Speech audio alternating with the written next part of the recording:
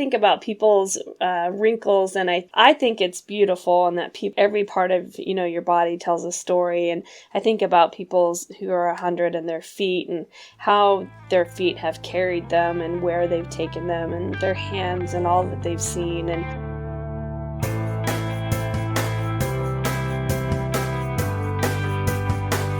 welcome to Zestful Aging, where I talk with fascinating, talented, and inspiring guests who reflect on the adventures and challenges of aging and who are living their lives with vibrance and purpose. I'm your host, Nicole Christina, psychotherapist, writer, and fellow Zestful Ager.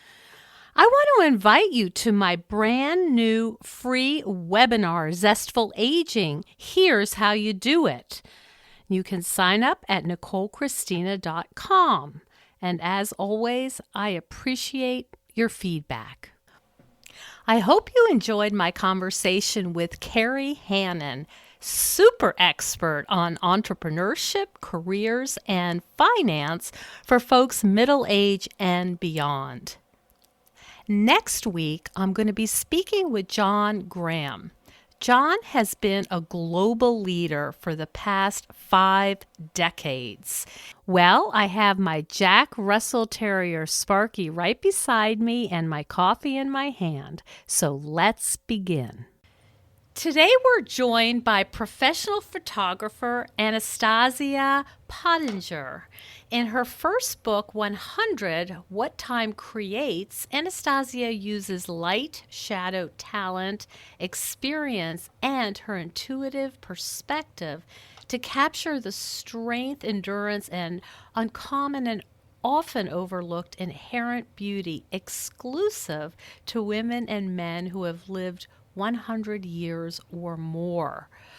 Pottinger burst onto the national and international scene when her black and white portrait series of centenarians went viral and was featured on thousands of websites and in publications around the globe, including CNN and Bored Panda.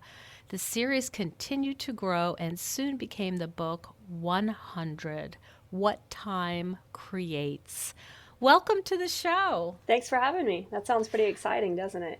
Yeah, it really does. And I know a little bit about your history after reading your very amusing and just lovely website. But for my commercial photography business? Yeah, and how you started out in actually childcare and really being interested in child development. So how do we now end up at having this really lovely, powerful book on centenarians? How did this come about? I know, it's an interesting segue, right? Although, in the beginning of my career, I was really known as this infant baby photographer. And I like to do abstract, up-close images of just, their different body parts and little bits and pieces. And so this isn't, when you think about it, such a far stretch from that, because it's up close abstract images of bodies, just on the other end of the spectrum. Mm-hmm. And the way that it got started, a lot of people are interested in knowing, how did I come up with this? And it was all by accident, really. So much of this whole project has been luck combined with determination, I think, and staying the course and patience. But my mom worked with a woman, Miss Lucy Hall, who was 101 years old at the time. She was her personal assistant. She was helping her get ready for a massage, and noticed just how beautiful the folds of skin were on her back and her body. And I believe my mom had just heard me talk at an art talk about my career, and was inspired somehow by that to ask Miss Lucy if she'd ever considered modeling nude. And Lucy said, well, no, but why not? And she was just really an adventuresome spirit. When she was just out of college, she and some of her girlfriends traveled across the country, without an escort, just in a car. Wow. yeah, just to see the United States. And so that's the type of person she was. She was really adventuresome and outgoing, outspoken. And so she came in, and it was really just, I had started recently working with a mentor in photography, and said, well, what do you think? What should I do? And she's like, just stay present and, do your thing. She's like, I don't know. And it was just an exercise in kind of like what you read there, light and texture and light reflecting off of skin and shadow. And I knew I wanted to hear her stories. And I knew from my mom that if we got Lucy talking, we'd just keep going forever. And so that's what we did. I think we were both nervous. I wasn't expecting it to turn into any sort of project or big thing. It was really just, something to do in the winter when the studio is not real busy. And she started, in a bathrobe and like a really fancy kind of fuzzy one, I remember. And I had props, coffee cups and things for her to hold, just because I was so I was kind of just nervous about the whole thing. And she was great, and she just started telling stories. She sat with her eyes closed and just told me stories, after many stories, and I just kept photographing her. And she would do anything I asked her to do, stand or move here, hold your hand like this, or hold your head this way. And it's funny when I look back on those images. I recently looked through all of the ones that didn't, make the cut. And was reminded that she was doing all these, showing off all of her exercises that she did to stay, young and healthy and keep from falling. And so she was doing all these back stretches and arms behind her head and different things like that. But so when you were taking pictures, when you were there, did you have a sense that, wow, I think there's something special going on here? I don't think so at the time that I was photographing her, because when I'm working, I'm really in the moment and I'm really present with what I'm doing and pretty caught up in that moment. And it was afterwards when I was looking through the images on my computer screen that I knew. I mean, I really did have tears, kind of leaking out of my eyes. It was really beautiful. Some of the images really just took my breath away. And so I ran to my office. My studio is in a group of studios where there's like 20 different studios with artists working in them.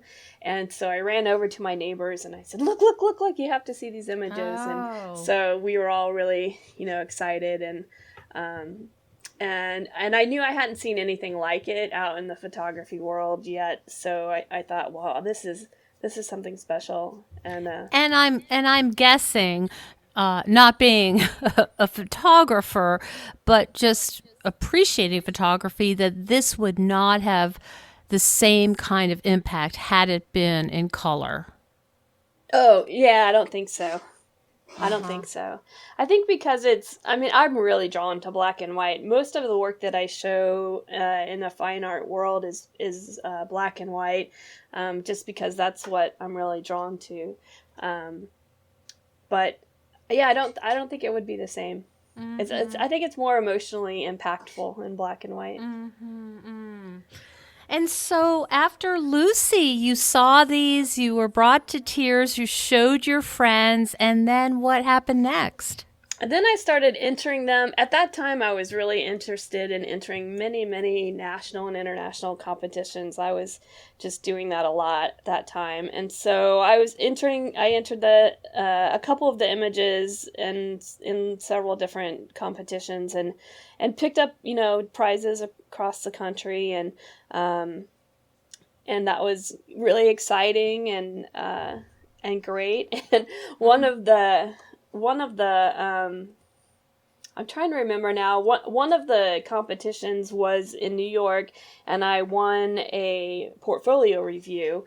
And I believe I'm trying to remember if I had photographed another centenarian yet at the time. I think I had photographed one other person, which was a friend of mine from high school, her grandfather, and she had seen the first images of Lucy and said, "Hey, my grandpa just turned 100. Do you want to photograph him?" And so I said, "Sure."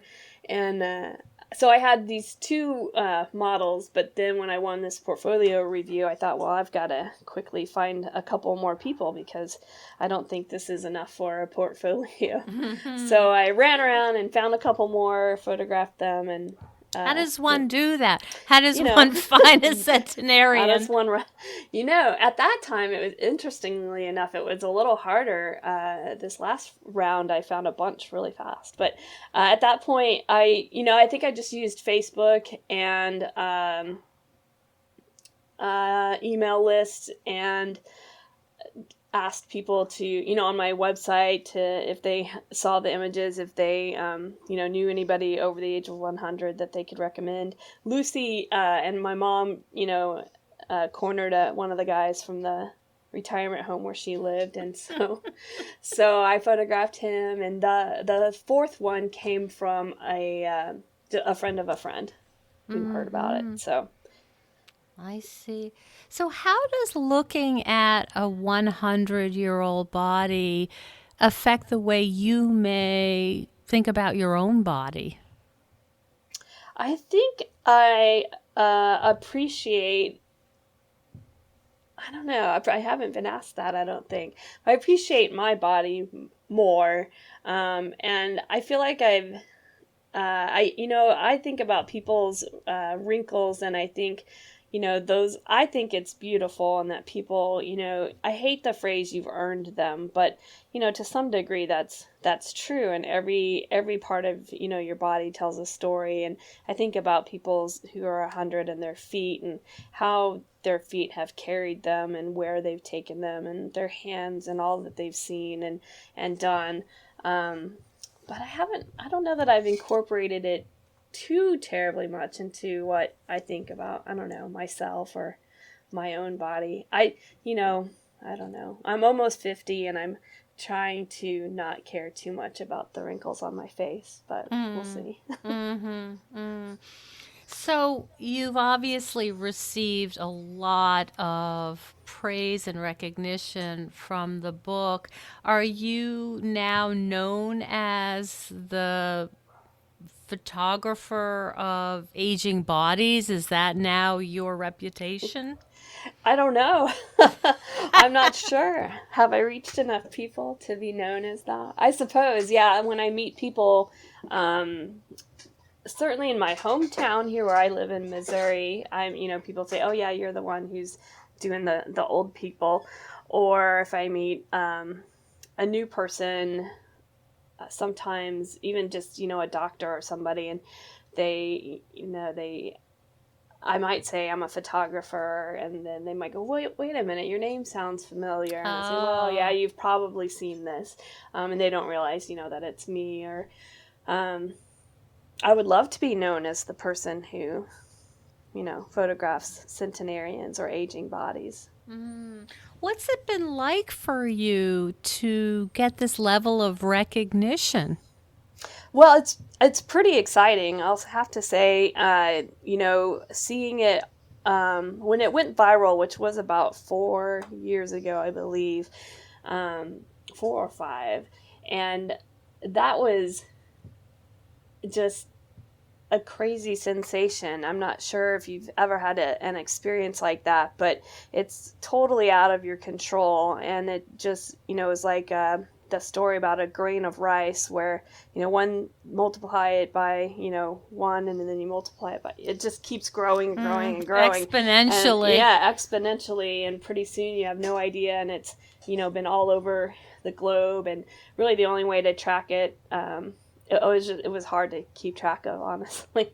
But I'll periodically get a whole bunch of hits on my Facebook page about the project, and I'll know from Brazil or somewhere, and I'll know, well, a story must have run about it in Brazil. But as many people who know about it, there's a bazillion people who still don't, so there's still room to grow. And are you, at this point, trying to get more people to look at it? How are you promoting it at this point?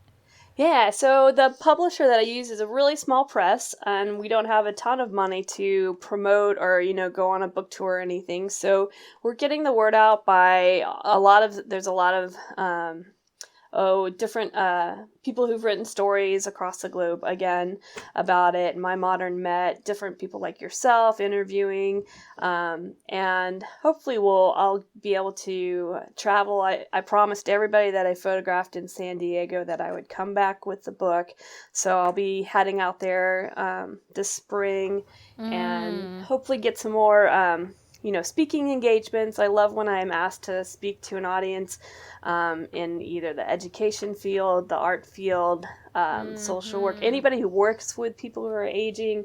I've had some opportunities to speak to some groups, and I really love, having that opportunity. I'm no expert on aging, but I do have this sort of interesting, unique experience.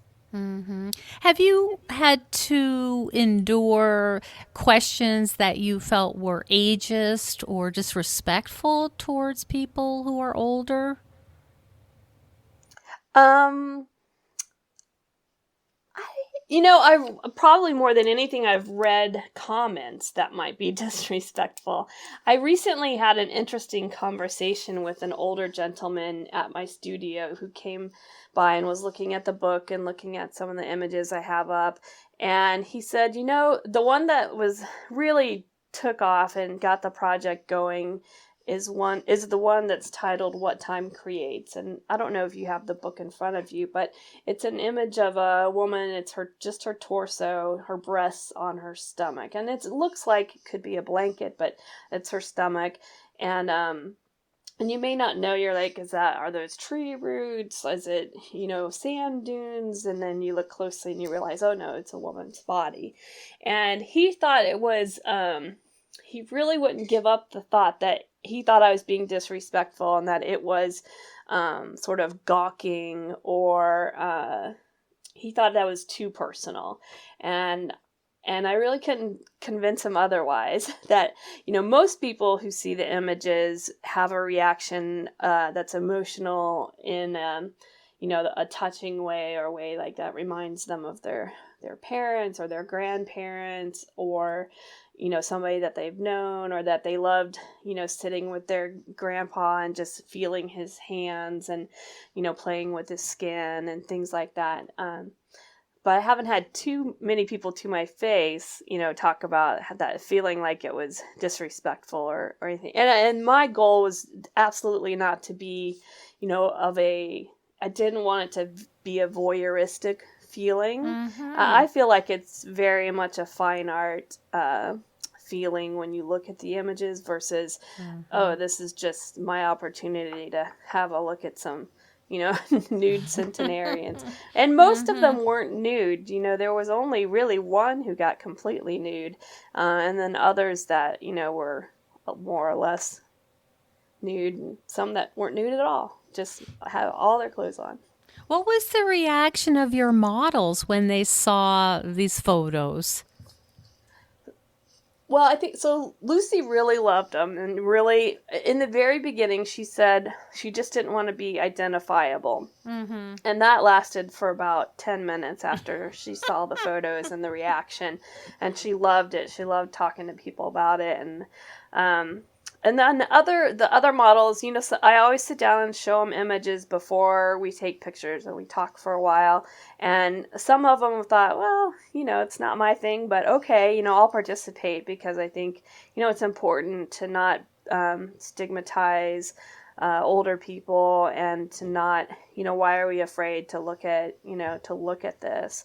And it's very real, and they're very, gracious, and many of them thanked me and said that was, it was a good experience, and that they were really happy that I was doing this. Did you have any models that had a negative view of themselves when they saw the pose? No, I don't think, not that I can recall that anybody said, ugh, that's horrible. Most of them, like myself, when I, look maybe at in the mirror, you think, oh, that's not what I look like. You see yourself, as who you are in your head. And so some, people were, oh, wait, that's not really me, is it? But nobody, broke down in tears and said, well, don't do this. Why have you published this horrible thing? I see. Yeah, there wasn't any of that. Mm-hmm. Do you have any plans for your next project? I have, a few ideas that are floating around in my head, but I haven't taken the time to get busy on them yet. Another one that I started about the same time as I started this one, but then set it aside, was photographing my son, who's on the autism spectrum and has a host of other mental health issues. And when he was younger, I photographed him a lot. When he got older and was able to tell me to back off, I sort of stopped.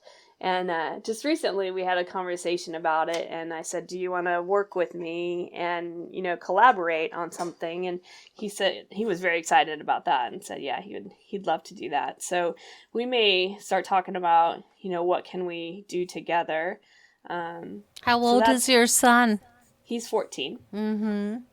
So what do you imagine for this project? I don't know, because I really want to get his ideas. I haven't shown him all of the work that I had, already of him. And I want to show him that. And then he thinks so much differently than I do that I'd like to get his input on what he thinks we should do, for the next part of the series. I'm not sure. Mm-hmm. I want to leave it really open. Another project that I started working on was looking at all the iPhone images that I have in my phone, all the photos I've taken with my phone, and I started curating those, and I put them in a show I was in recently. I mean, a section of them, but I'm thinking more along the lines of doing some really large prints of many, many hundreds of them all together. It really shows, when you look through them as a large group, it's a very telling story of the important things and the mundane things in my life. And I think it's really interesting and fascinating. Mm-hmm. What is your opinion of the quality of the iPhone camera? I think it's great. I mean, yeah. It's fantastic. Yeah, it's in some ways better than the very first digital camera that I used in some commercial work. Mm-hmm. And I don't have the newest iPhone. Mm-hmm. I keep saying I should be allowed to get it because I think I could pay for it by selling images. Yeah. But so far I haven't pulled the trigger on that one. But I've sold plenty of images that I've shot with my iPhone. So I'm always impressed by the photos that come off of that phone. I have to tell you, the clarity, and I just found it to be almost magical. Well, it has way more megapixels than my very first camera, like I said. And my first digital single lens reflex camera, I think, had 6.1 megapixels. And in fact, I shot some of the first, I believe the first two of my models were shot with that old DSLR. And so now I wouldn't go out and shoot photograph models with my iPhone, but I wouldn't use it to probably photograph my clients. But it is the camera that I have on my possession at all times, and that's sometimes the best camera to have. That's what I've heard. Yeah, it's good quality if you know what you're doing. When you're using it, don't zoom in. It's a terrible thing to do, and good light makes a difference. Don't zoom in because it's better to put it through an editing program to enlarge. Yeah, I mean, it's a digital zoom, so it's just going to make it all chunky and pixelated. I see. Good advice. There's my tip for the day. Thank you. Yes, good advice. That's exactly what I always do, so I won't do that anymore. Stop it. Okay. So, our audience is sort of middle age, post middle age, and many of them are in this interesting time of life when they're saying, I want to try something new. Things have really changed for me. My kids are launching, or they launched and they're back, but Right. things are really different. And I want to do something with my, last third of life. I want to use my creative energy. Do you have any advice for them about where to start? Well, this is a very interesting question, and I'll tell your audience that we did not talk about this ahead of time. But like I said, I just turned 48, so I'm staring down 50. Mm-hmm. And I started taking voice lessons this last week. Hmm. I'm taking a tango class next Oh, week. oh my boy! Did I I'm hit the doing. I know. jackpot? I know. I started. I learned to knit in the last several months, and I started taking some poetry writing classes, and I'm doing an acting class next month. So I've kind of exploded. I think part of I it guess is, so. yeah, I look out world. I think it's part of it is I put this book to bed. I've had this project has been 9 years in the making, and I Ah. finally got it done. And I feel like there are, the winter here has been horrible in Missouri this year, and I have it's always a little slower in the photography world through the winter, and I've Mm-hmm. got some time, and I just thought, there's some things I want to do. So, and one night I lost my mind and messaged a friend who does voice lessons, and yep, I had my first voice lesson last week. And it was Wow. terrifying, Ah. but it was kind of like, I said, Oh it was my kind of like doing goodness. drugs because it was so terrifying and then very exhilarating. So Ah. I highly So recommend it. terrifying and exhilarating. That's the formula we're looking Yeah, for. that's it. And then That's the magic formula.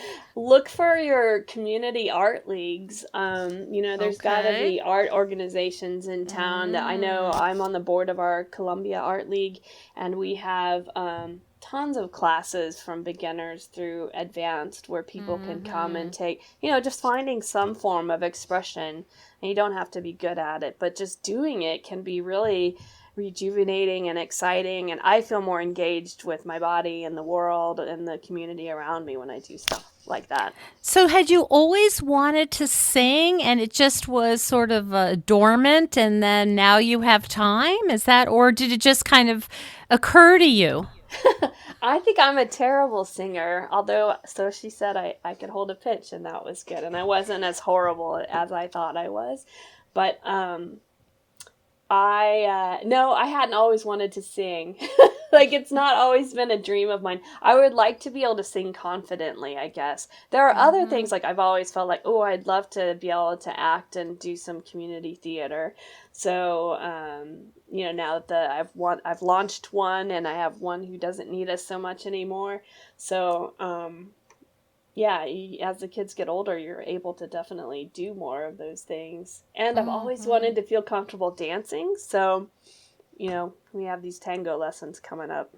Wow, you are. But I love the way you talk about it like, oh, so I'm going to do this. I mean, you put it out there that, look, this is really scary. I'm taking a chance here. I'm being courageous, and I think many people may have a misconception that if you're doing it, it must be easy for you. Oh, And you know what I mean? yeah. No, it took like 5 or 10 minutes of me going, "Oh my gosh, oh my god, I can't do." Standing. I had to turn around and not face my, instructor, and she's a friend of mine. I just couldn't. I couldn't bring Ah. myself to do the first, notes of singing along, and oh, it was horrible, but I How did you survived. finally get yourself to sign up? Was there a Man, particular thing that pushed you? I don't remember. I saw something. I must have seen something she said on Facebook, because I know I messaged her right away, and I knew that at some point she had, we had talked about doing photos for her or her band or her business, and I just sent her a message and I said, "Hey, do you want to barter for voice lessons?" And that was the easy part. She said, "You're, come next week," and I said, what to take your picture or to talk about the barter or what. And she said, no, just start singing because you'll change your mind. And she's like, I know you're good for it. We'll figure out the money later. But no, but it took like at least 5 minutes of hemming and hawing at the beginning of the lesson, before it's like jumping into cold water. Just gotta go for it. Yeah, I really appreciate that perspective, because when I talk to my clients about, okay, well, what would you like to try? They say nothing, because I'm 50 years old. It's so scary. I have no mastery of this. I don't know what I'm doing. I don't want people to look at my art and say, that's horrible. Right. There's so much self-consciousness. Yeah, and I think just obviously I sort of something snapped and I've gone crazy trying everything, but it's really been fun. So I recommend it. I'm imagining too that if you have a teenager on the spectrum, there's got to be some time for you to just do something that's pleasurable and has nothing to do with caretaking and thinking through needs and all of that stuff. Yeah, it's really nice to be able to have a break and just go do something that's unrelated to work or fun, anything really. And it's not anything I'm trying to, accomplish anything. I'm just, out there doing it, and it's been fun. So where can people find your work, and where can they look at this book? Yeah, so the book you can purchase on Amazon.com or BarnesandNoble.com, or go to your independent bookseller and ask them to carry it. It's 100 What Time Creates. Exactly. Okay. And then the other, you can see my work. Sadly, I don't have a ton of it on my Rogue Studios page, but I do have a website for my commercial job, which is Rogue, ROGUE Studios, plural.photo. Okay. And then on Facebook, if you search for 100 What Time Creates, okay, you can follow the progress of the book there. There's 2 pages that have the same title, and one of them also has my name, Anastasia Pottinger, in it. That's me, and then the other one is my publisher's page. So either of those, mine probably has more information and stuff on it. One last thing, because I was so charmed by this. I went on your website, and you said, I don't ask my subjects to say cheese. Yeah. Could you tell our audience what you asked them to say? Oh, nothing. I don't want you to say anything. If I have to try and get a kid to say something, I'll probably start talking about poop or something just to get them to laugh. But I hate it when people say cheese, or when you teach your small children to say cheese, then that's what they do. That's what they think you're supposed to do in front of a camera. I think that I have a harder time now with all the iPhones in their faces. Kids just are so sort of, they have a standard response to the camera now. So I really try and get people in a more relaxed, not posed and not contrived situations. Although some of those pictures on the website are extra contrived. I would say that's the other end of the spectrum. If you think about the image of the young man with his tuba in his tuxedo, riding his bicycle barefoot. So that was pretty good. That's great. And there was a young girl with her hair all fanned out on that was beautiful as well. Thank you. Yeah. And so is there anything you do that's virtual, or I guess if that would be kind of tough. I mean, if they really want your work, they would buy the book or follow you in the studios. Yeah. I mean, on the I do have prints for sale, so those are available through either contact me through my website or through the Facebook page, and those are for sale. Okay, great. Well, thanks so much for taking time to be with me today. I love your description of the luck and the determination coming together and creating this just magical piece of work. It really is touching, and I would encourage our listeners to go out and take a look at 100 What Time Creates. Thank you so much for having me. I really appreciate you asking. Thank you so much for joining us on Zestful Aging. If you like the podcast, please share with some of your friends. I love to hear from my listeners. Send me an email at NicoleChristina.com. Next week, I'm going to be speaking with John Graham. John has been a global leader for the past 5 decades. He was NATO's top secret nuclear planning group member and a foreign policy advisor at the U.S. Congress for Senator John Glenn. He talks to me about his passion project, Giraffe Heroes International, where he highlights all kinds of heroes of all ages who are working for the common good.